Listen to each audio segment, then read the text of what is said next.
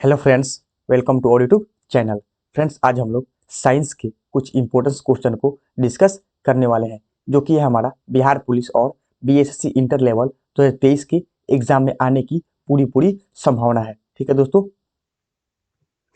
इस वीडियो में हम साइंस के इंपॉर्टेंट क्वेश्चन को डिस्कस करेंगे, जिसमें हमारा फिजिक्स, केमिस्ट्री और बायोलॉजी के सारे मिक्स क्वेश्चंस होंगे। दोस्तों, इस वीडियो में हम पूरे डिटेल्स डिस्कशन के साथ क्वेश्चन को डिस्कस करेंगे। ठीक है दोस्तों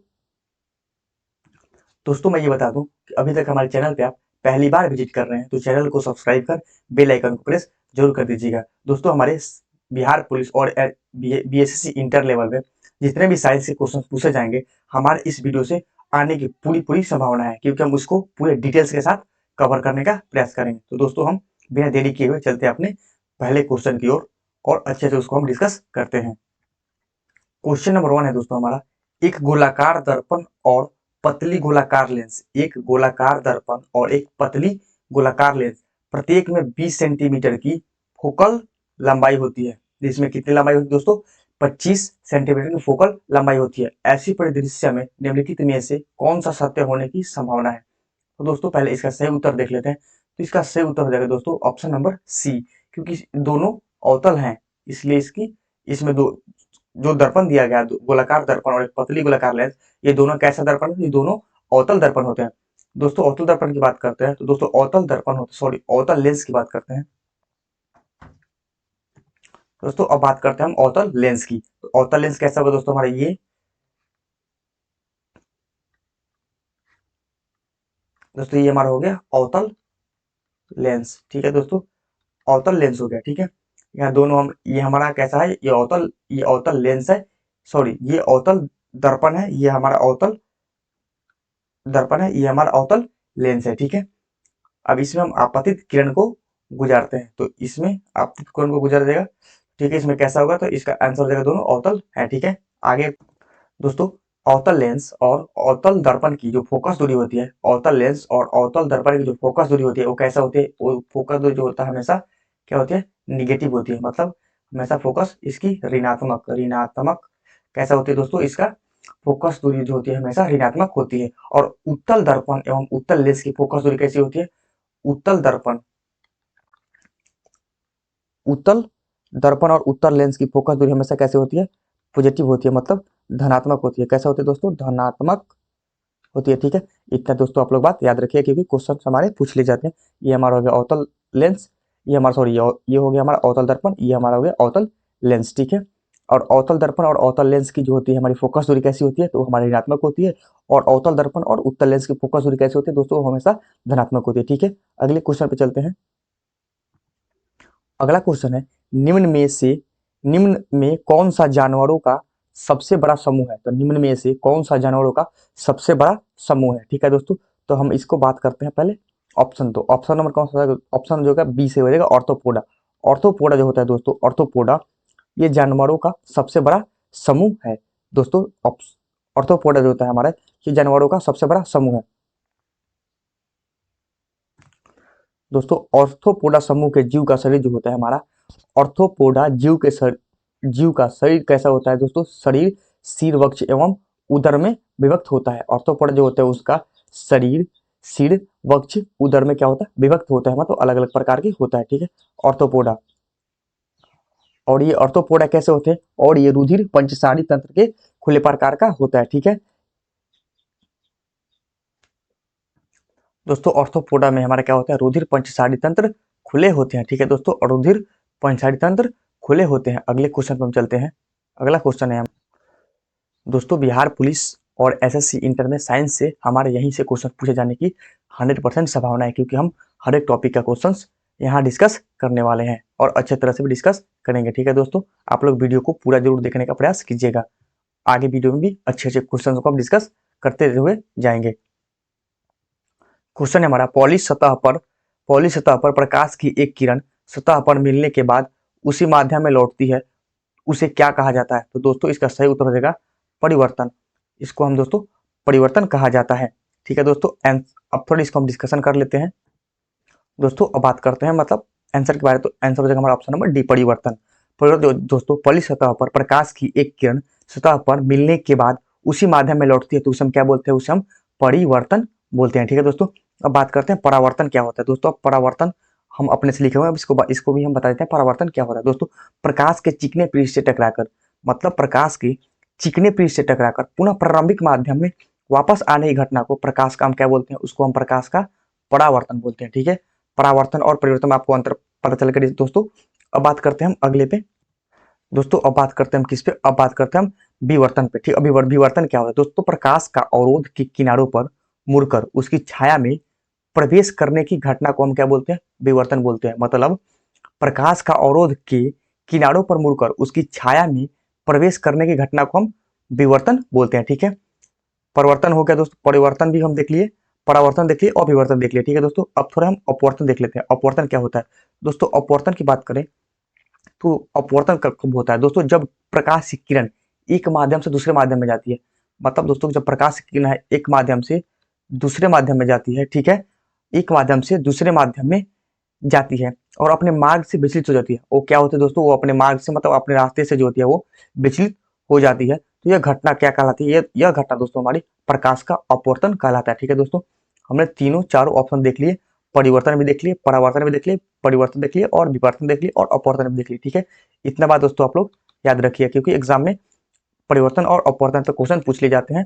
ठीक है, अगला क्वेश्चन दोस्तों, बीनस फ्लाई ट्रेप तथा पिक्चर प्लांट को हम कीट भक्षी पौधा कहा जाता है। दोस्तों बीनस फ्लाई ट्रेप तथा पिक्चर प्लांट को हम कीट भक्षी पौधा कहा जाता है क्योंकि ये विशिष्ट पत्तियों या पत्तियों के भागों का प्रयोग करके कीटों को फंसाता है। ठीक है, क्योंकि विशिष्ट पत्तियों या पत्तियों के भागों का प्रयोग करके कीटों को फंसाता है। तो कीटों में यह पौधे डैश प्राप्त करते हैं। दोस्तों कीटों में पौधे क्या प्राप्त करते हैं, सही उत्तर हो जाएगा दोस्तों हमारा, यह जो होते हैं हमारा पोषक तत्वों को प्राप्त करते हैं। ठीक है, ये दोस्तों क्या प्राप्त करते हैं, तो यह पोषक तत्वों को प्राप्त करते हैं। ठीक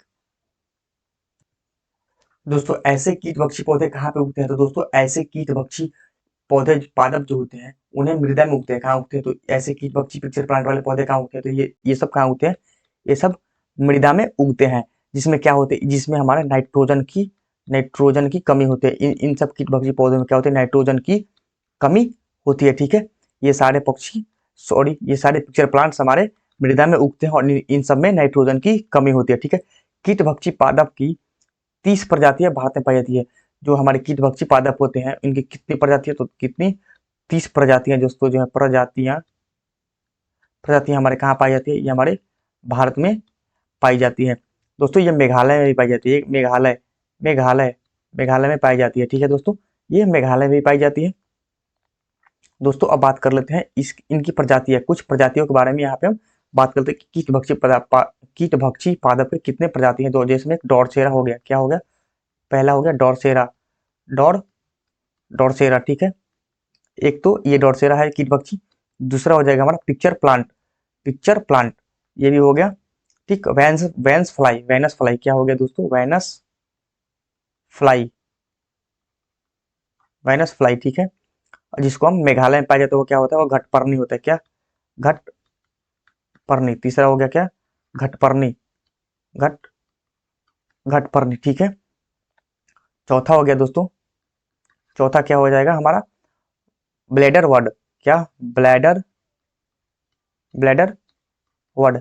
ये सारे हमारे पिक्चर्स प्लांट्स हैं। ठीक है दोस्तों, ये उगते कहाँ हैं, तो ये दोस्तों उगते हैं हमारे कहाँ पे, ये उगते हैं हमारे मृदा में। ठीक है दोस्तों, और जिसमें क्या होता है, जिसमें हमारे क्या होते हैं दोस्तों, इसमें हमारे नाइट्रोजन की क्या होती है, कमी होती है। इन सब कीट पौध में नाइट्रोजन की कमी होती है। ठीक, और ये भारत में कीट बक्षी पादप जो कहा मेघालय में पाए जाते हैं, और मेघालय में तथा कहाँ पाए जाते हैं दोस्तों, मेघालय तथा पूर्वी भारत में पाए जाते हैं। कौन से क्षेत्र में, पूर्वी भारत के क्षेत्र में पाए जाते हैं। ठीक है, इतना बात दोस्तों आप लोग याद रखिएगा क्योंकि हमारे एग्जाम के पॉइंट ऑफ व्यू से बहुत इंपॉर्टेंट क्वेश्चन है, क्वेश्चन कहीं से भी पूछा जा सकता है। ठीक है दोस्तों,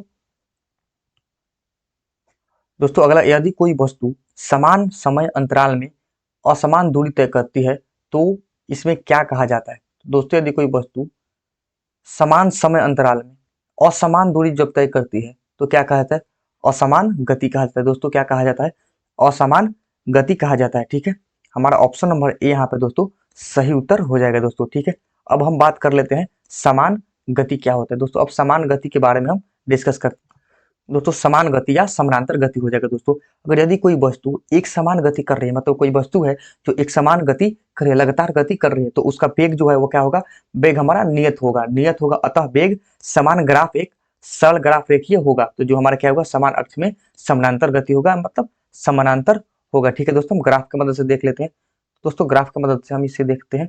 ये हमारा क्या हो गया, ये हमारा हो गया समय, ये हो गया टाइम। ठीक है दोस्तों, और ये हो गया हमारा वेग, जिसको हम वेलोसिटी बोलते हैं। ठीक है, ये हमारा इधर हो गया और ये टाइम हमारा इधर हो गया, और ये समान गति चाह रहे थे, ये हमारा यही हो गया। ठीक है, समानांतर गति। ठीक, समय वेग ग्राफ की ढाल त्वरण का मान देता है। जो समय वेग ग्राफ की ढाल जो होती है हमारे त्वरण का मान देता है। ठीक है दोस्तों, मतलब त्वरण का मान जो होगा, त्वरण का मान देता है।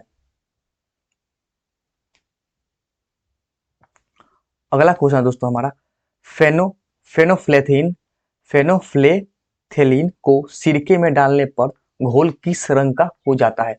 तो दोस्तों इसका सही उत्तर हो जाएगा रंगहीन। जब हम फेनोफ्लेथिन को सिरके में डालेंगे तो वो कैसा हो जाएगा, घोल उसका दोस्तों रंगहीन हो जाएगा, मतलब कोई कलर उसमें नहीं रहेगा। ठीक है दोस्तों, अब बात करते हैं हम सिरके सिरके का सिरका जो होता है हमारा, कितना सिरका जो होता है हमारा 6% एसिटिक अम्ल का जलीय विलयन होता है। कितना होता है दोस्तों, सिरका हमारा 6% 6% एसिटिक अम्ल, क्या एसी एसिटिक अम्ल एसिटिक अम्ल का क्या होता है, जलीय विलयन होता है, जलीय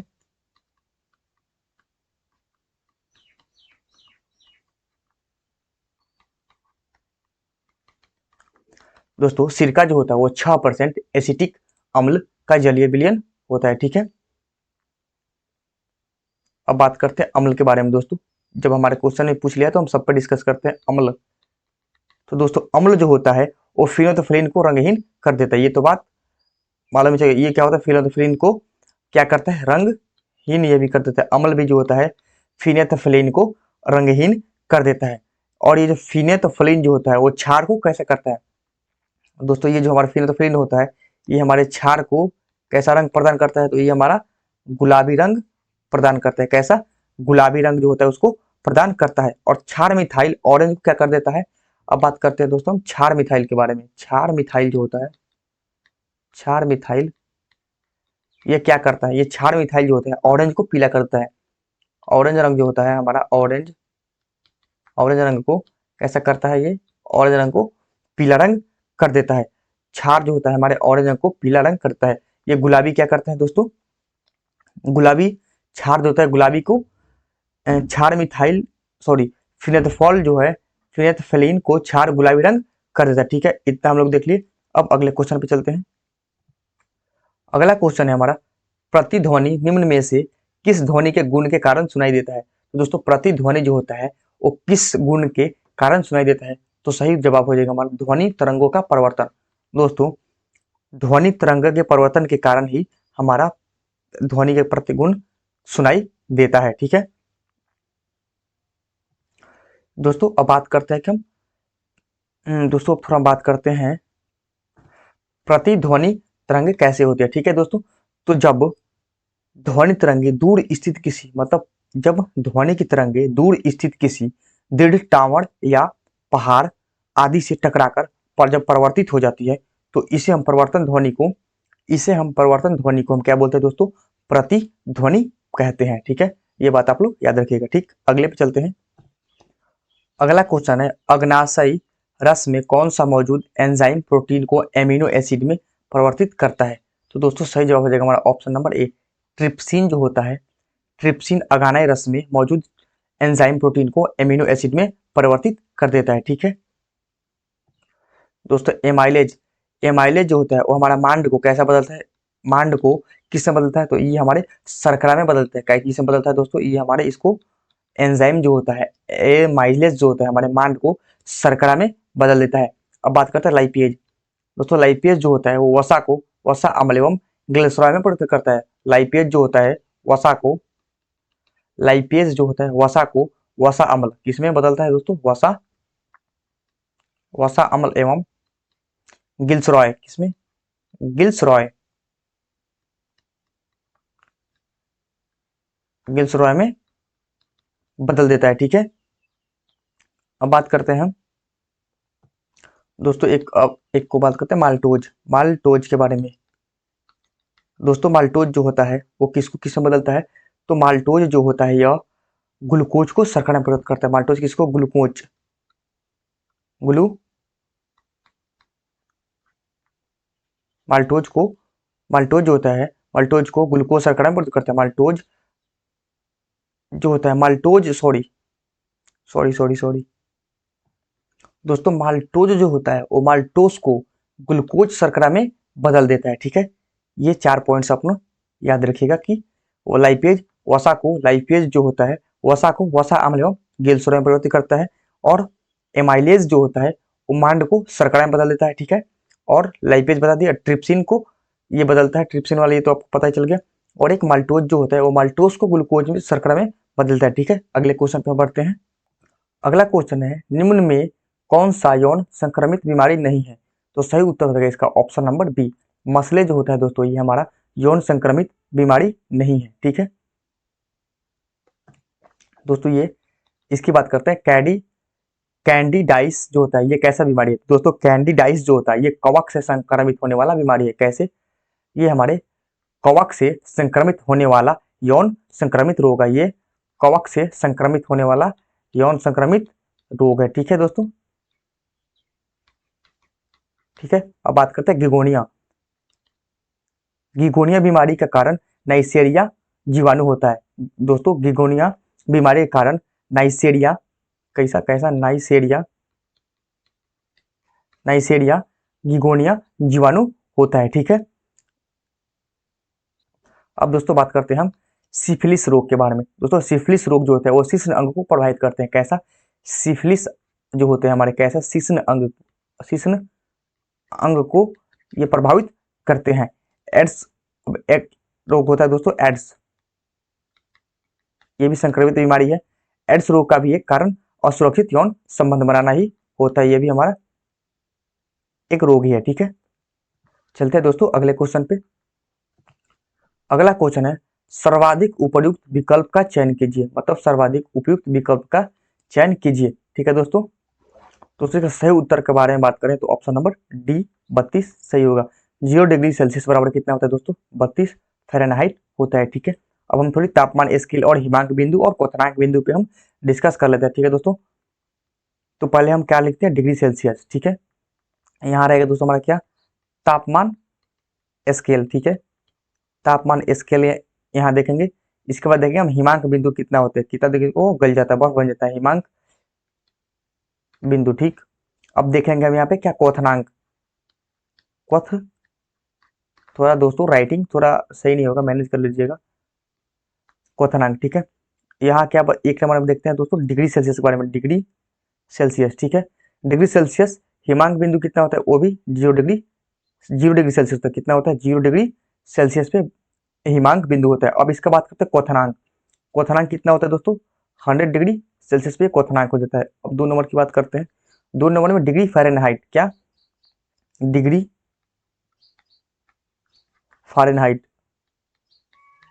फ़ारेनहाइट दोस्तों, डिग्री फ़ारेनहाइट, तो डिग्री फ़ारेनहाइट को देखते हैं हिमांक बिंदु क्या होता है दोस्तों। डिग्री फ़ारेनहाइट जो होता है हिमांक कितना पे होता है दोस्तों, 32 डिग्री फ़ारेनहाइट पे ये हिमांक हो जाता है। अब देखते हैं ये क्वथनांक कितना पे होता है दोस्तों, क्वथनांक होता है कितना पे, 212 डिग्री फ़ारेनहाइट पे ये गर्म हो जाता है, क्वथनांक हो जाता है। अब देखते हैं तीसरा कौन सा होता है दोस्तों, तीसरा होता है हमारा केल्विन। केल्विन को देखते हैं, तो केल्विन जो होता है वो 273 केल्विन पर क्या होता है, हिमांक हो जाता है। ठीक, इसके बाद 273 पर हिमांक हो जाएगा, और 373 पे क्या हो जाएगा, ये 373 केल्विन पे क्या हो जाएगा, ये 373 केल्विन पे क्वथनांक हो जाएगा। 4 नंबर की बात करते हैं, 4 नंबर देखते हैं रोमर, क्या, रोमर, रोमर जो हो जाएगा वो 0 डिग्री आर पे क्वथनांक हो जाएगा, और नेक्स्ट 80 डिग्री आर पे ये क्या हो जाएगा, 80 डिग्री रोमर पे ये क्वथनांक हो जाएगा, और 0 डिग्री आर पे हिमांक हो जाएगा। अगला हो जाएगा रैंकिन, क्या हो जाएगा, अगला रैंकिन, दोस्तों रैंकिन जो हो जाएगा हमारा, Rankine 492 degree R N, 492 degree R N पे क्या होता है, ये हमारा हिमांक बिंदु हो जाता है। और ये क्वथनांक बिंदु कहाँ पर जाएगा, ये 672 डिग्री आर एन पे, 672 डिग्री आर एन पे ये क्या हो जाएगा, हिमांक को सॉरी क्वथनांक हो जाएगा। ठीक है दोस्तों, ये सब आप लोग याद रखिए क्योंकि हमारे एग्जाम में क्वेश्चन पूछ ले जाते हैं और कहीं से भी क्वेश्चन किसी भी तरह में घुमा फिरा कर पूछ लेगा। क्वेश्चन यही पूछ लेगा कि हमारा डिग्री केल्विन दे देगा और इसमें चयन करने को बोल देगा कौन सा डिग्री, यहाँ पे बोल देगा कि 32 डिग्री फ़ारेनहाइट बराबर कितना क्वथनांक होगा, ये भी पूछ सकता है। अगले पे चलते हैं। अगला क्वेश्चन है हमारा, निम्नलिखित यौगिकों को उनके कार्बन बंध की लंबाई के अनुसार बढ़ते क्रम में व्यवस्थित करने पर सही विकल्प कौन सा होगा। तो निम्नलिखित यौगिक को उनके कार्बन बंध की लंबाई के अनुसार बढ़ते क्रम में व्यवस्थित करने पर सही विकल्प कौन सा होगा। तो इसका दोस्तों पहले दिया गया एथीन, एथाइन और एथेन, ये दिया, इसका सही क्रम हो जाएगा एथाइन, एथीन और इथेन, ये इसका सही क्रम हो जाएगा। ठीक है दोस्तों, बंधन की लंबाई के आधार पर C2H2 क्या हो जाएगा दोस्तों, C2H2, एथीन हो जाएगा हमारा C2H4। ठीक है, इसके बाद क्या हो जाएगा C2H6, ये हमारा इसी आधार पर हो जाएगा। दोस्तों एथाइन एसिटिलीन को क्या बोलते हैं, एथाइन एसिटिलीन श्रेणी के हाइड्रोकार्बन है। ये कैसा है, तो एथाइन एसिटिलीन श्रेणी के हाइड्रोकार्बन है। ठीक है दोस्तों, अगले क्वेश्चन को डिस्कस। अगला क्वेश्चन, निम्नलिखित खाद्य श्रृंखला में हिरण के अवैध शिकार में वृद्धि के साथ निम्नलिखित खाद्य श्रृंखला में हिरण के अवैध शिकार में वृद्धि के साथ क्या होगा, घास है, हिरण है, टाइगर है। तो कुछ वर्षों के बाद खाद्य श्रृंखला पर क्या प्रभाव होगा, तो इसमें दोस्तों बाघों की आबादी घटेगी। ठीक है दोस्तों, इसमें टाइगर मतलब बाघों की आबादी इसमें घट जाएगी। सही जवाब यही हो जाएगा। अगले क्वेश्चन पे हम चलते हैं। अगला क्वेश्चन है, पीलिया में कौन सा अंग दुष्प्रभावित होता है। तो दोस्तों पीलिया में हमारा यकृत अंग जो होता है वो हमारा दुष्प्रभावित होता है। ठीक है, पीलिया रंग से हमारा यकृत अंग दुष्प्रभावित होता है।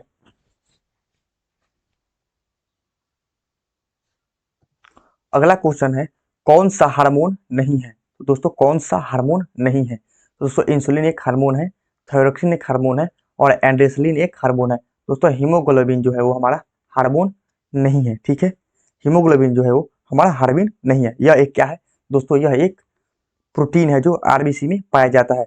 दोस्तों हीमोग्लोबिन एक कैसा है, तो हीमोग्लोबिन एक क्या है दोस्तों, हमारा यह एक प्रोटीन है और ये कहाँ पाया जाता है, तो ये आरबीसी में पाया जाता है। ठीक है, इसी के कारण हमारा रक्त कैसा होता है, इसी कारण हमारा रक्त जो होता है लाल होता है। कैसा होता है, हीमोग्लोबिन के कारण ही खून हमारा लाल होता है।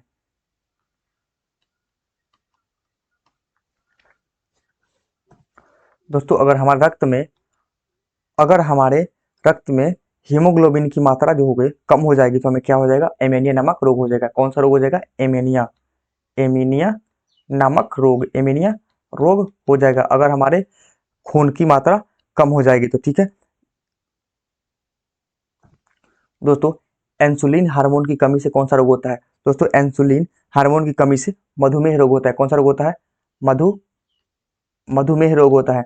इंसुलिन हार्मोन की कमी से मधुमेह रोग होता है। ठीक है, और रक्त में हीमोग्लोबिन की मात्रा कम होने से कौन सा रोग होता है, एमीनिया रोग हो जाता है। ठीक है, ये दो देख लिए। अब अगले को देखते हैं, एड्रेसलिन। ठीक है दोस्तों, एड्रेसलिन हार्मोन को हम लड़ो उड़ो हार्मोन कहते हैं, लड़ो और उड़ो हार्मोन भी कहते हैं। क्या बोलते हैं इसको हम, एड्रेसलिन हार्मोन को लड़ो और उड़ो हार्मोन भी बोलते हैं। ठीक है, जिसको अग्नाशय बीटा सेल से होता है, जिसको स्राव अग्नाशय में बीटा सेल से होता है। ठीक, इतने बात आप लोग याद रखिएगा। अगले क्वेश्चन पे हम मूव करते हैं।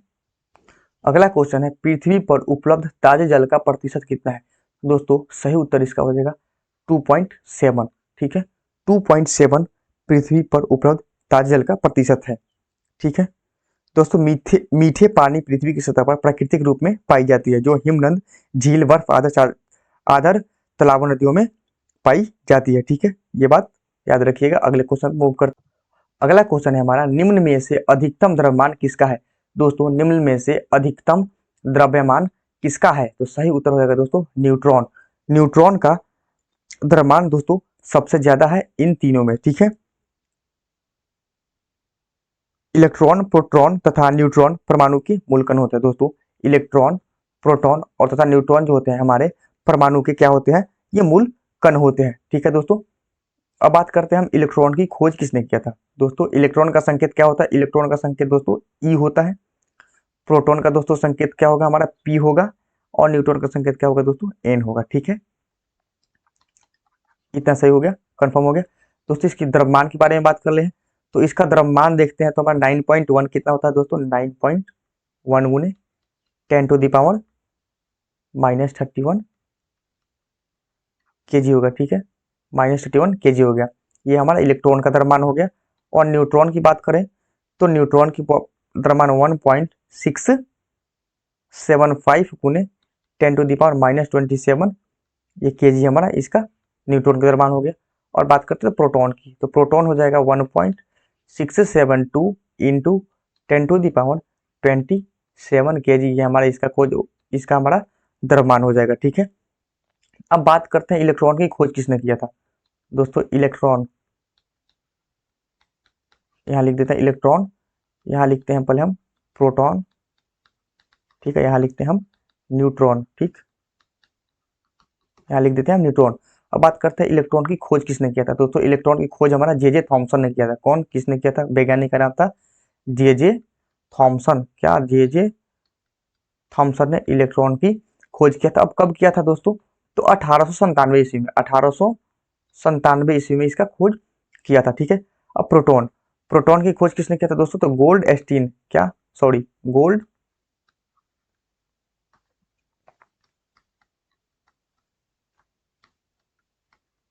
गोल्ड एस्टीन नामक वैज्ञानिक जो थे वो हमारे प्रोटॉन की खोज किए थे।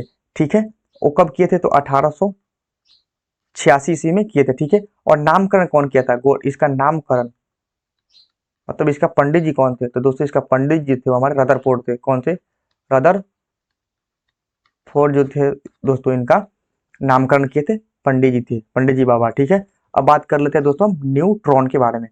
न्यूट्रॉन जो हो गया हमारा, इसका खोज किसने किया था, तो जो जेम्स चैडविक, कौन था दोस्तों वैज्ञानिक, जेम्स चैडविक।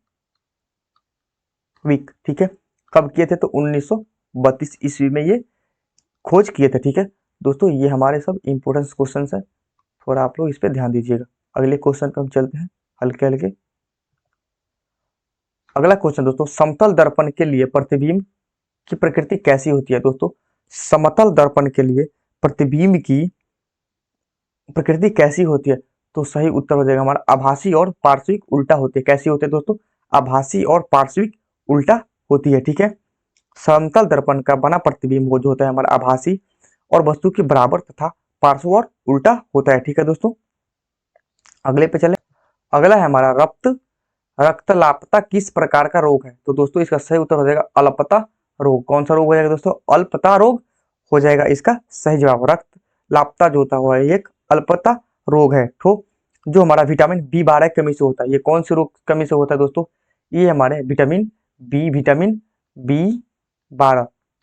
की कमी से दोस्तों ये रोग होता है। ठीक है, जिसको हम बी12, अब यहाँ थोड़ा हम डिटेल में लिख देते हैं, विटामिन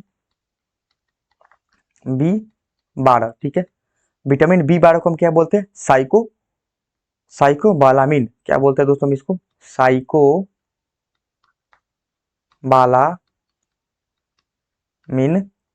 बोलते हैं। ठीक है, इसको हम साइकोबालामिन पाया जाता है। दोस्तों इस विटामिन बी12 को हम मुख्यतः क्या बोलते हैं, और इसको हम मुख्यतः कोबाल्ट के भी नाम से जानते हैं। क्या, कोबाल्ट, इसको हम कोबाल्ट के भी नाम से विटामिन बी12 को जानते हैं। दोस्तों आयरन की कमी से क्या होता है, अब बात करते हैं आयरन की कमी से क्या होता है। आयरन आयरन की कमी से दोस्तों हमारा क्या होता है, आयरन की कमी से हमें एनीमिया हो जाता है। क्या हो जाता है दोस्तों, एनीमिया रोग जो होता है हमारा आयरन की कमी से हो जाता है। ठीक है दोस्तों, अब बात करते हैं अनुवांशिक रोग। दोस्तों अनुवांशिक रोग कैसा होता है, तो दोस्तों अनुवांशिक रोग वे रोग होते हैं जो हमारे पीढ़ी दर पीढ़ी एक व्यक्ति से दूसरे व्यक्ति में जाते हैं। मतलब पीढ़ी दर पीढ़ी एक व्यक्ति से दूसरे व्यक्ति में जाते हैं। पहले मान के चलते हैं, पहले पिताजी को हुआ, इसके बाद उसका बेटा का हुआ, फिर उसके बेटे को बेटा का हुआ, फिर उसके बेटे को बेटा का हुआ। मतलब ये पीढ़ी दर पीढ़ी बढ़ते हुए रोग को हम क्या बोलते हैं, अनुवांशिक रोग बोलते हैं। वो हमारे जीन के द्वारा होते रहते हैं, ये हमारे अनुवांशिक रोग होते हैं। ठीक, अगले क्वेश्चन पे हम चलते हैं दोस्तों। अगला क्वेश्चन है, जब एक बस का एक ड्राइवर अचानक ब्रेक लगाता है तो यात्री आगे की तरफ गिर जाता है। जब मान के चलते हैं हम बस पे कहीं जाते हैं तो ड्राइवर आगे की तरफ ब्रेक लगाते हैं, अचानक से तो हम आगे की तरफ झुक जाते हैं। इसका कारण क्या होता है? तो दोस्तों इसका कारण वही होता है बस, गति का जड़त्व। गति का जड़त्व इसका कारण होता है, जिसके किसने दिया था? न्यूटन ने ये नियम को दिया था। ठीक है दोस्तों। दोस्तों ये जड़त्व जो होता है हमारा, जड़त्व जो होता है, यह द्रव्यमान पर निर्भर करता है। ये किस पर निर्भर करता है? ये हमारा द्रव्यमान पर निर्भर करता है। जड़त्व जो होता है द्रव्यमान पर निर्भर करता है। और जड़त्व का मात्रक क्या होता है? जड़त्व का मात्रक और बीमा नहीं होता। जड़त्व में मात्रक और बीमा जो होता है वो हमारा नहीं होता है। ठीक है। अगला क्वेश्चन है, निम्नलिखित में से कौन सा ऊर्जा का पारंपरिक स्रोत नहीं है? दोस्तों निम्नलिखित में से कौन सा ऊर्जा का पारंपरिक स्रोत नहीं है? तो सही उत्तर हो जाएगा हमारा ऑप्शन नंबर बी, पवन चक्की जो होता है दोस्तों हमारा ऊर्जा का पारंपरिक स्रोत नहीं है। कोयला, प्राकृतिक गैस और पेट्रोलियम ये सब हमारे ऊर्जा के पारंपरिक स्रोत हैं, लेकिन पवन चक्की हमारे ऊर्जा का पारंपरिक स्रोत नहीं है। ठीक है, अगले क्वेश्चन पे चलते हैं। अगला क्वेश्चन है, निम्नलिखित में कौन सा प्राणी जगत के मोलस्का संघ का एक उदाहरण है? दोस्तों मोलस्का संघ का एक उदाहरण हमारा कौन सा हो जाएगा? ऑप्शन नंबर डी, ऑक्टोपस जो होता है दोस्तों ये मोलस्का संघ का उदाहरण है। ठीक है दोस्तों, ऑक्टोपस जो होता है ये हमारे कहाँ पाया जाता है? दोस्तों ये हमारे समुद्र में पाया जाता है। ठीक है, इसे हम डेविल फिश भी बोलते हैं। इसे हम क्या बोलते हैं? डेविस फिश भी हम इसे बोलते हैं। ठीक है दोस्तों, अब बात करते हैं मोलस्का शब्द का प्रयोग सर्वप्रथम किसने किया था? दोस्तों मोलस्का शब्द का प्रयोग सबसे पहले किसने कहा था? अरस्तु ने किया था। किसने? अरस्तु ने कटल फिश के लिए कहा था। अरस्तु कौन सा किसने किया था? और सॉरी अरस्तु। दोस्तों और मोलस्का शब्द का प्रयोग सर्वप्रथम अरस्तु ने किया था और कटल फिश के लिए किया था। मतलब कटल फिश को इन्होंने अरस्तु ने मोलस्का किया कहा था। ठीक है दोस्तों, अगला क्वेश्चन है, मानव की आहार नाल में बिल्ली कहाँ पाई जाती है? दोस्तों मानव की आहार नाल में बिल्ली कहाँ पाई जाती है? तो सही जवाब हो जाएगा हमारा छोटी आंत। दोस्तों छोटी आंत में मानव की आहार नाल में बिल्ली पाई जाती है। ठीक है, यह हमारे द्वारा खाए जाने वाला भोजन का पोषक तत्व को बदलने की एक जटिल प्रक्रिया है। ठीक है दोस्तों, छोटी आंत, दोस्तों जिसको हम छोटी आंत बोलते हैं। छोटी आंत की लंबाई कितनी होती है दोस्तों? तो छोटी आंत की लंबाई हमारा मात्र 6 मीटर होता है। कितना? 6 मीटर होता है। ठीक है, अब ग्रस नली, ग्रस नली दोस्तों, ग्रस नली यह एक आहार नली का संकीर्ण भाग है। ये दोस्तों कैसा है? ये हमारा आहार नली का संकीर्ण भाग है। इसकी लंबाई कितनी दोस्तों? इसकी लंबाई 10 से 12 इंच होती है। कितनी होती है? 10 से 12, बस 10 से 12 इंच की जो होती है हमारा ग्रस नली होती है। ठीक है दोस्तों, अब बात करते हैं अमाशय। अमाशय कैसा होता है? तो दोस्तों अमाशय जो होती है, अमाशय 10 इंच की लंबाई और 4 इंच चौड़ी होती है। ये कैसा होती है? 10 इंच दोस्तों, इसका 10 इंच लंबाई होता है। ठीक है, और ये 4 इंच क्या होता है? अमाशय जो होता है 10 इंच की लंबाई होती है और 4 इंच की इसकी चौड़ाई होती है। ठीक है, ग्रसनली और ग्रहणी यू आकार की एक रचना होती है जो अग्नाशय होती है। अग्नाशय, ठीक है दोस्तों, अभी अग्नाशय की बात करते हैं। तो अग्नाशय और ग्रहणी, जिसको हम अग्नाशय और ग्रहणी बोलते हैं, ये कैसे होती है? तो ये हमारा ऐसे होती है। ये हमारे यू आकार का एक की रचना होती है। इसकी रचना जो होती है हमारे ये यू आकार की होती है। इसे हम अग्नाशय या ग्रहणी बोलते हैं। ठीक, अगले क्वेश्चन पे मूव करते हैं। नींद की सॉरी नींद की बीमारी के कारण निम्नलिखित में से कौन सा जीव जिम्मेदार होता है? दोस्तों नींद की बीमारी के कारण कौन सा जीव जिम्मेदार होता है? तो दोस्तों प्रोटोजोआ जो होता है वही हमारे नींद की कमी के लिए बीमारी होता है, जिम्मेदार होता है। नींद की बीमारी के लिए प्रोटोजोआ जीव जिम्मेदार होता है। ठीक है दोस्तों, नींद की बीमारी जो होती है वो हमारे कैसी मक्खी के कारण होता है? ये हमारे जीनस ग्लोसिना द्वारा फैलती है। ये किसकी कौन सी मक्खी के कारण फैलती है? दोस्तों ये कौन सी मक्खी के कारण फैलती है? Genus Glossina. जीनस ग्लोसिना,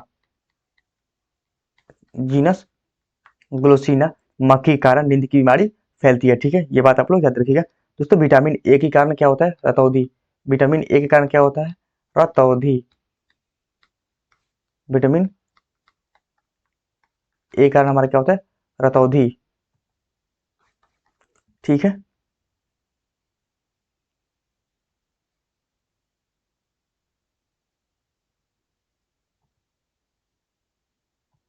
दोस्तों अब कुछ रोगों को हम देख लेते हैं, कौन सा रोग किस बीमारी से फैलता है और कौन से रोगाणु होते हैं। ठीक है, अब बात करते हैं डिप्थीरिया। डिप्थीरिया, डिप्थीरिया, पेचिस, ये सब रोगाणु है। पेचिस और निमोनिया, निमोनिया ये सब क्या है हमारे दोस्तों, ये सब हमारे रोग है, ये रोगाणु है। ठीक, अभी इसकी कौन सा रोग होता है, इसकी कमी से कौन सा रोग होगा, तो इसकी ये सब बैक्टीरिया से होते हैं। बैक्टीरिया किससे होते हैं दोस्तों, जीवाणु है ये सब, बैक्टीरिया, बैक्टीरिया से होते हैं। ठीक है, अब बात करते हैं मलेरिया। मलेरिया, ठीक है, मलेरिया हो गया, HIV हो गया, एड्स हो गया, ये सब कैसा रोग है, ये सब वायरस वाले रोग हैं। ये सब वायरस से फैलते हैं। ये किससे फैलते हैं, ये सब हमारे वायरस से फैलते हैं। ठीक है, अगले पे चलते हैं। अगला क्वेश्चन है दोस्तों, प्राकृतिक स्रोत अम्ल का निम्नलिखित में से कौन सा युग्म सही सुलमित नहीं है। दोस्तों प्राकृतिक स्रोत अम्ल का निम्नलिखित में से कौन सा युग्म सही सुलमित नहीं है, तो पहले इसका दोस्तों सही उत्तर हो जाएगा हमारा ऑप्शन नंबर डी। इमली जो होता है ऑक्जेलिक अम्ल, ये सही सुलमित नहीं होता, क्योंकि इमली में क्या पाया जाता है दोस्तों, इमली में टॉर्टरिक अम्ल पाया जाता है। क्या पाया जाता है, टॉर्टरिक अम्ल पाया जाता है। टॉर्टरिक अम्ल केला अंगूर में पाया जाता है। टॉर्टरिक अम्ल इमली में हो गया, केला में भी यही पाया जाता है। केला अंगूर में पाया जाता है, मतलब खट्टे फलों में हमारा टॉर्टरिक अम्ल पाया जाता है। ठीक है दोस्तों, सिट्रिक अम्ल, सिरका संतरा साइट्रिक अम्ल सही है, दही लैक्टिक अम्ल सही है, सिरका एसिटिक अम्ल सही है। ठीक है, एसिटिक अम्ल का स्रोत क्या होता है, सिरका होता है दोस्तों। एसिटिक अम्ल का स्रोत क्या हो जाएगा, सिरका हो जाएगा। यहाँ लिख देते हैं, हम लिख देता हूँ सिरका हो जाएगा। फॉर्मिक अम्ल, फॉर्मिक अम्ल चींटी के डग में पाया जाता है। क्या पाया जाता है, फॉर्मिक अम्ल कहाँ पाया जाता है, फॉर्मिक, फॉर्मिक अम्ल जो होता है हमारा इसे, यह चींटी के डंक में पाया जाता है। डंक में पाया जाता है फॉर्मिक अम्ल पाया जाता है। ठीक है, लैक्टिक अम्ल, लैक्टिक अम्ल दही में पाया जाता है। ठीक है, यूरिया अम्ल, यूरिक अम्ल, दोस्तों यूरिक अम्ल ये मानव मानव मूत्र में पाया जाता है। ठीक है, यूरिक अम्ल संतरा में क्या हो जाएगा, संतरा में साइट्रिक अम्ल, सिरका में एसिटिक अम्ल, सिरका एसिटिक अम्ल में सिरका में पाया जाता है। ठीक है, फॉर्मिक अम्ल चींटी के डग में पाया जाता है। ठीक है, सिट्रिक अम्ल, सिट्रिक अम्ल, ये सिट्रिक अम्ल संतरा में हो गया, नींबू, नींबू में पाया जाता है। ठीक है, अगले पे चलते हैं। अगला क्वेश्चन हमारा, कंटीली झाड़ियाँ किन रोगों में पाई जाती है। तो दोस्तों कंटीली झाड़ियाँ जो होती है हमारे शुष्क रेगिस्तानी रोग में, शुष्क रेगिस्तानी झाड़ियाँ क्षेत्र में, सॉरी शुष्क रेगिस्तानी क्षेत्रों में पाई जाती है। ठीक है, अगला क्वेश्चन पे चलते हैं। अगला क्वेश्चन, निम्नलिखित में यहाँ पे हुआ दोस्तों कौन सा सही सुलमित नहीं है, तो सही जवाब हो जाएगा हमारा ऑप्शन नंबर बी। टमाटर में पाए जाने वाले अम्ल को फॉर्मिकम नहीं बोलते हैं दोस्तों। टमाटर में पाए जाने वाले अम्ल को हम ऑक्जेलिक अम्ल बोलते हैं। क्या बोलते हैं, ऑक्जेलिक, ऑक्जेलिक अम्ल। दोस्तों टमाटर में पाए जाने वाले अम्ल को हम ऑक्जेलिक अम्ल बोलते हैं, लेकिन संतरे में पाए जाने वाले अम्ल को हम साइट्रिक अम्ल बोलते हैं, सही है। अंगूर में पाए जाने वाले अम्ल को हम टॉर्टिक अम्ल बोलते हैं, भी सही है। बासी मक्खन में पाए जाने वाले अम्ल को ब्यूटरिक अम्ल बोलते हैं, भी सही है। मैं जस्ट पहले वाले क्वेश्चन में ये सब आपको डिस्कस कर चुका है। ठीक है, चींटी में दोस्तों क्या पाया जाता है, तो दोस्तों चींटी में फॉर्मिक अम्ल पाया जाता है, अंगूर में टार्ट्रिक अम्ल पाया जाता है, संतरे में दोस्तों साइट्रिक अम्ल पाया जाता है, बासी मक्खन में दोस्तों ब्यूटरिक अम्ल पाया जाता है। ठीक है, ये दोस्तों अगले क्वेश्चन पे मूव करते हैं। दोस्तों अगला क्वेश्चन नहीं है, इतना ही क्वेश्चन था हमारा। दोस्तों अगर वीडियो पसंद आई हो तो वीडियो को एक लाइक जरूर करना और चैनल को सब्सक्राइब दोस्तों जरूर कर दीजिएगा। Thanks for watching this video. जय हिंद दोस्तों, अपने वीडियो में